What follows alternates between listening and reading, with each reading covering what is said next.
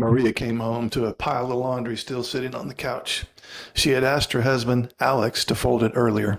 Frustrated, she snaps, "Why is this still here? I asked you hours ago." Alex looked up, startled.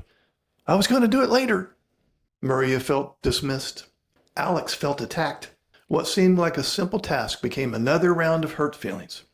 The issue wasn't laundry. It was the deeper clash of needs. She wanted reliability. He needs flexibility.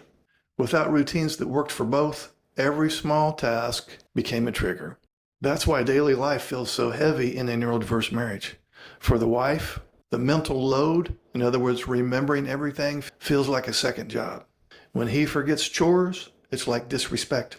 She feels like the project manager, not an equal partner. For the ASD husband, executive dysfunction makes task initiation and switching hard.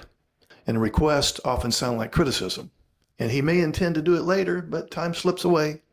And constant reminders leave him feeling like a failure. So this cycle leads to resentment.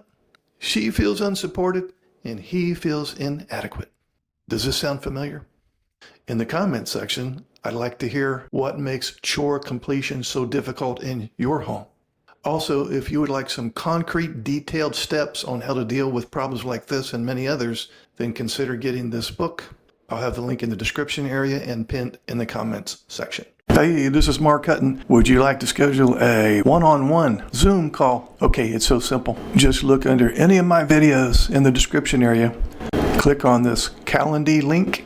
Now you see my calendar. Pick your month, your day, anytime that's available.